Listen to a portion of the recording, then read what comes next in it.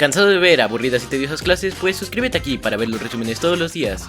Y bienvenido a Iñaki Guis.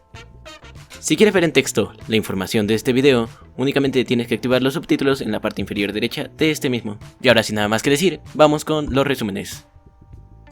La primera clase que veremos será la de matemáticas, titulada Técnica efectiva, ahora a la división. Nuestro resumen dice así.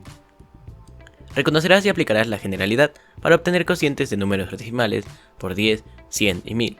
Con apoyo de lo que aprendiste sobre el procedimiento de multiplicar números decimales por 10, 100 y 1000,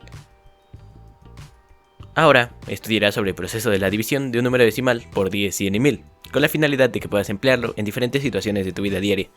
Recuerda tener a la mano tus apuntes de la sesión pasada y la creatividad que te permitió llevar lo aprendido a las circunstancias que se presenten a diario. Para comenzar, ¿qué piensas que sucederá en el proceso de la división entre 10, 100 y 1000? Para dar respuesta a esta pregunta, observa el siguiente ejemplo de la división como repartición equitativa. Se pretenden repartir 350 dulces en 10 bolsas, de tal manera que todas las bolsas tengan la misma cantidad de dulces. Podemos observar el resultado de una forma muy simple. Solo movemos el punto a la izquierda en lugar de a la derecha, como en la multiplicación, resultando en que 350 sobre 10 es igual a 35. La multiplicación es parecida a una suma repetida, ya que en esta operación se busca unir o juntar en grupos iguales. Por otro lado, la división busca repartir equitativamente, y es por ello que la multiplicación y la división están estrechamente relacionadas, ya que la división es la operación inversa de la multiplicación. Titulada Palabras que reflejan el tiempo. Nuestro resumen dice así. En esta clase vamos a leer algunos fragmentos de las obras narrativas representativas de América Latina, e identificaremos algunos movimientos literarios que se originaron durante el siglo XX. Hablaremos del contexto histórico y artístico en el que se desarrollaron los escritores y sus obras. Estos elementos te servirán para disfrutar más de sus obras. Leer es una actividad que te permite imaginar otros lugares y vivir distintas emociones, como si fueran tuyas. Además, te posibilita comprender otras épocas y adentrarte a distintas realidades. Incluso, puede ser que te sientas identificado con algún personaje. Conocer el contexto social, económico y político a nivel mundial y nacional te ayudará a comprender las razones de la aparición y las características generales de los principales movimientos literarios de la época. Cada obra literaria refleja las inquietudes de su autor y el momento que lo tocó vivir. Por ello, en sus obras podemos distinguir el contexto social, económico y político, en este caso a nivel América Latina, en el siglo XX. Los movimientos literarios tienen algunos rasgos en común: la época en que se escribieron, su contexto histórico, social y cultural concreto, y un grupo de autores representativos. En Latinoamérica destaca el realismo, realismo mágico y literatura fantástica. En esta ocasión revisaremos el realismo mágico.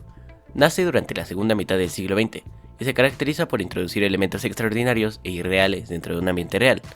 Fue la manera de tratar la vida y las situaciones sociales que vivían en América Latina, en cuya sociedad se comunicaban, enfrentaban y alimentaban mutuamente el pensamiento simbólico y el pensamiento técnico modernizador.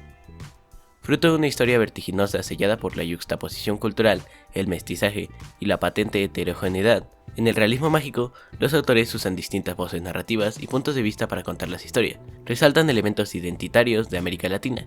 Entre los autores más representativos destacan Gabriel García Márquez, que se establece como referente gracias al universo de Macondo, su libro más famoso de realismo mágico. Otra obra que destaca es la de Juan Rulfo. Entre sus trabajos narrativos más importantes está su libro Pedro Páramo. Otro género literario en Latinoamérica fue el realismo, que no actuó de la misma forma que en Europa, donde se opuso al romanticismo. Por el contrario, en nuestro continente se integró amablemente a él. Esto se comprende por el contexto histórico de América Latina a inicios del siglo XIX, ya que el romanticismo no estuvo en contra de atender los problemas sociales de la población americana, sino que inspiró las duras batallas independistas. En lo que concierne al realismo, este abordó los problemas sociales en las emergentes ciudades de Latinoamérica, con un tono melancólico y desencantado en la mayoría de las obras, y una gran sensibilidad hacia los vulnerables o desprotegidos. Por último, tenemos el género de la literatura fantástica. En ella, el autor juega con la realidad manipulando a su antojo y creando hechos sobrenaturales o irreales. Hechos que crean una ruptura con la realidad. Puede dejar de lado las leyes físicas y las normas convencionales. Los elementos sobrenaturales irrumpen en ambientes urbanos. Destaca el escritor argentino Julio Cortázar. Con el conocimiento de estos géneros literarios puedes practicar ahora tu escritura creativa. Continuaremos con la clase de física, titulada ¿Es lo mismo distancia que desplazamiento? Nuestro resumen dice así. Profundizarás en el movimiento, la definición de trayectoria y marco de referencia. También definirás dos elementos básicos del movimiento, la distancia y el desplazamiento. Un objeto se mueve porque se registra un cambio en su posición en un periodo de tiempo. Además, los objetos se pueden mover en trayectorias rectas, elípticas, circulares, parabólicas, etc. La descripción de cualquier movimiento depende del observador o sistema de referencia. ¿Alguna vez te has preguntado qué distancia hay entre la Tierra y la Luna? ¿O cómo es que el desplazamiento de la Tierra respecto al Sol? Cuando los objetos se mueven, recorren un camino. A este camino se le denomina trayectoria. La trayectoria es la unión de todos los puntos por los que pasa un objeto durante su movimiento. Lo que mide la trayectoria se conoce como distancia. Por otro lado, la línea recta para unir un punto inicial del final es el desplazamiento. Cuando hablamos de distancia, nos referimos a la longitud entre dos puntos cualesquiera, en el espacio, mientras que el desplazamiento se refiere a la distancia desde una posición inicial hasta una posición final independientemente del recorrido. La distancia es una medida escalar porque es independiente de la dirección. Se expresa con un número y su unidad correspondiente, bien sea metros, kilómetros o cualquier otra. En cambio, el desplazamiento es una magnitud vectorial, que depende de la dirección. Para ello se expresa como un valor numérico con su unidad respectiva, además de indicar la dirección y el sentido. El reto de hoy es el siguiente. Resuelve la siguiente pregunta. Si pudieras viajar a la Luna, ¿qué concepto define el punto de salida y llegada a ella? ¿Distancia o desplazamiento? ¿Consideras que es más fácil medir con una cinta métrica la distancia que recorrerías? En un viaje por carretera, los señalamientos que se ven en el camino indicado cierto kilometraje nos están señalando la distancia que nos falta por recorrer o el desplazamiento que tendremos. El maratón es la única carrera a pie del programa de atletismo de los Juegos Olímpicos que se realiza en ruta, aunque a menudo finaliza con una vuelta a la pista. Desde las Olimpiadas de París en 1924 se estableció que la carrera sería de 42.195 metros. Pregunta capciosa: si la meta del maratón es en el mismo punto donde arrancó la carrera, ¿qué distancia y qué desplazamiento tuvieron los corredores? Si te está gustando el video o te está siendo de utilidad, recuerda que nos puedes apoyar en la tienda de Fortnite o de Epic con el código INAKI1708. Proseguiremos con la clase de formación cívica y ética, titulada Los componentes de mi identidad personal y colectiva. Nuestro resumen dice así: reconocerás los componentes de los grupos de pertenencia que aportan para la construcción de la identidad personal y colectiva. Dicho de otra manera, analizarás qué elementos sociales y culturales influyen en la construcción de tu identidad a nivel personal, y cómo estos te permiten identificarte o pertenecer a determinados grupos. La identidad personal es la percepción individual que una persona tiene sobre sí misma, y es la conciencia del existir. Son una serie de datos que se adquieren a lo largo de la vida, capaces de modelar el patrón de conducta y la personalidad. Su desarrollo comienza cuando el niño, ya consciente tanto de la presencia de otros como la suya en el mundo, paso a paso procesa el papel que representa para la sociedad. En gran parte del globo terráqueo se considera que los infantes deberían permanecer en un ambiente libre de actos inmorales o carencias importantes, pues así se estaría impidiendo el desarrollo de un ciudadano capaz de perjudicar a otros y a sí mismo. Como se ve, desde una perspectiva íntima, un individuo es quizá uno de los elementos más importantes en la personalidad. Es una habilidad de integración social muy importante, ya que, sin la presencia de esta, un ser humano no se identificaría con ciertos gustos o comportamientos, pequeños detalles que definen si logra incorporarse a un grupo. Las ideologías observadas desde la infancia, en conjunto con el entorno, colaboran para la consolidación de la visión con la que el mundo será apreciado. El término identidad colectiva puede hacer referencia a diversos conceptos. Sin embargo, estos conceptos suelen aludir a los fenómenos en los que la pertenencia puede recibir de una serie de personas a un grupo social afecta a la propia identidad de alguna manera.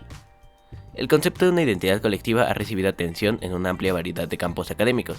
En psicología, y en particular psicología social, esto ha dado lugar a una vasta literatura de investigación y estudios científicos concretados. El reto de hoy es el siguiente: responde y reflexiona las siguientes preguntas. ¿Qué identidad tienes? ¿A qué grupo perteneces? Piensa en qué características tienen y compartes con ellos. Elabora un collage que represente tu identidad personal y tu identidad colectiva. Puedes utilizar dibujos, recortes, fotografías u otros recursos empleando tu creatividad. Piensa en los aspectos o componentes que han influido en tu identidad y durante su elaboración reflexiona por qué ha sido así. Invita a tus familiares a participar en la elaboración de tu collage y platica con ellos acerca de por qué consideran que esos componentes o elementos sociales que te sugieren han influido en tu identidad. Y finiquitaremos el día de hoy con la clase de tecnología, titulada Diferencias entre ciencia y tecnología. Nuestro resumen dice así: reflexionarás y lograrás comprender los fines de la tecnología y de la ciencia, es decir, la importancia que tiene el desarrollo de ambas para las condiciones y necesidades de vida de la sociedad. En la actualidad, la ciencia es vital en la comprensión de fenómenos naturales y procesos sociales, mediante la investigación y la experimentación. Ejemplo de ello son los científicos que están en la búsqueda de tratamientos para reducir el riesgo de padecer enfermedades, o bien investigan las características de la sociedad para preparar servicios en un futuro. Es así como la ciencia impacta en la forma de vida. La ciencia es un conjunto de conocimientos que buscan comprender la naturaleza y la sociedad por medio de la observación y de la experimentación, en tanto la tecnología como objeto de estudio a la técnica, así como la reflexión sobre los medios técnicos, las acciones y sus interacciones con el contexto natural y social, con el propósito de crear o mejorar productos y procesos que satisfajan las necesidades o intereses sociales. Por ejemplo, un celular atiende nuestra necesidad de comunicación, una olla express nos hace ahorrar energía eléctrica y hace que la cocción del alimento sea más rápida. Actualmente, la diferencia entre las ciencias y la tecnología es muy sutil. Un ejemplo de esto es conocer las nuevas exigencias futuristas, como volar, usar energías alternativas o alcanzar mayores velocidades para el diseño de un automóvil. El reto de hoy es el siguiente. Para movilizar tus conocimientos, escribe en el cuaderno que seleccionaste algunos ejemplos de las diferencias entre la tecnología y las ciencias. Y eso ha sido todo por el video de hoy. Si te gustó, recuerda darle like, suscribirte y activar la campanita para estar al tanto de próximos videos. Si crees que le puede ser útil a alguien más, no olvides compartirlo. Muchas gracias y hasta la próxima.